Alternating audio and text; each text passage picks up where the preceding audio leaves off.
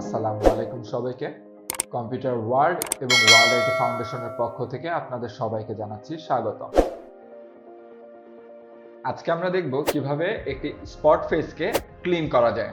সেটার জন্য আমরা প্রথমে আজকে যেটা দেখব সেটা হলো আমাদের স্পট হিলিং ব্রাশ টুল। তো এখান থেকে আমরা স্পট হিলিং ব্রাশ টুলটা নিলাম। যে কোনো একটি লেয়ারকে অবশ্যই সিলেকশন রাখতে হবে। সিলেকশন রাখার পরে আমরা এই পয়েন্টারটিকে যদি আমরা বড় ছোট করতে চাই, থার্ড ব্র্যাকেটের ওপেন এন্ড ক্লোজ দিয়ে আমরা বড় ছোট করব। এখন আমরা এই যে স্পটের সাইজ বরাবর ক্লিক করে আমরা ক্লিক করব। ক্লিক করলে সেটা অটোমেটিকলি হিল হয়ে যাবে। তো এভাবে করে আমরা অর্ধেক অংশ হিল করতে পারছি। এভাবে করে আমরা একটি স্পটওয়ালা ফেসকে আমরা ক্লিন করে ফেলতে পারবো। এভাবে আমাদেরকে স্পটগুলো ক্লিন হয়ে গেল। এছাড়া এরপরে আমরা দেখতে পাচ্ছি হিলিং ব্রাশ টুল। হিলিং ব্রাশ টুল দিয়ে আমাদেরকে প্রথমে কোনো একটি স্যাম্পল কালেকশন করে নিতে হবে কোনো একটি ভালো জায়গা থেকে। তো এরপরে আমরা অল্টার প্রেস করে আমরা কোনো একটি ভালো স্পট থেকে স্যাম্পল কালেকশন করলাম।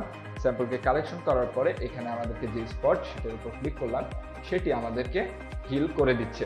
তো এভাবে আমরা স্পটটিকে হিল করতে পারি। এরপর আছে প্যাচ টুল। প্যাচ টুলের মাধ্যমে আমরা যে কোনো একটি স্পটকে প্রথমত সিলেকশন করব ল্যাসো টুলের মতো করে, তারপরে ড্র্যাগ করে ভালো অংশের দিকে নিয়ে ছেড়ে দিব।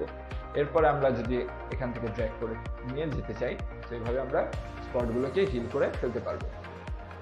এরপর আমরা ড্র্যাগ করলাম, ড্র্যাগ করে এটাকে হিল করে ফেলতে পারছি।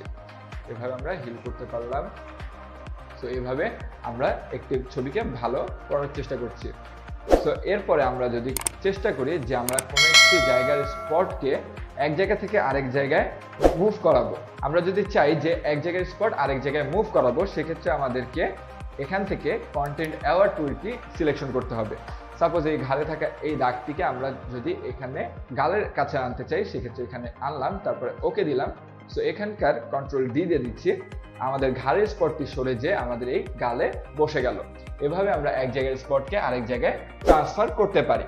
তো এভাবে করে আমরা কন্টেন্ট অ্যাওয়ার টুলের মাধ্যমে এক জায়গার স্পটকে আরেক জায়গায় রিমুভ করতে পারি। তো এভাবে করে আমরা একটি স্পট ফেসকে একটি ভালো ফেসে রূপান্তরিত করতে পারবো। এরপর আমাদেরকে যে টুলসটি আছে সেই টুলসটির ভিতরে আমরা পাচ্ছি রেড আই টুল। রেড আই টুলের জন্য আমাদেরকে রেড আই ইমেজ একটি সিলেকশন করতে হবে।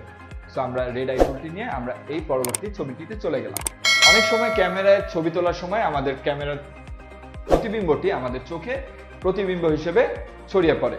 সেক্ষেত্রে আমাদের সেই ছবিগুলোকে নর্মাল ছবিতে কনভার্ট করার জন্য আমরা রেড আই টুলটি নিয়ে যে কোনো একটি চোখের উপরে লাল অংশতে ক্লিক করব, সেটি একদম নর্মাল হয়ে যাবে। সো এভাবে নর্মাল কালো করার জন্য আমরা রেড আই টুলটি ইউজ করতে পারবো। সো স্পট হিলিং টুলের মাধ্যমে আমরা ছবির স্পটগুলোকে ক্লিন করতে পারলাম এবং রেড আই টুলের মাধ্যমে আমরা এই লাল চোখকে কালোতে রূপান্তরিত করতে পারলাম।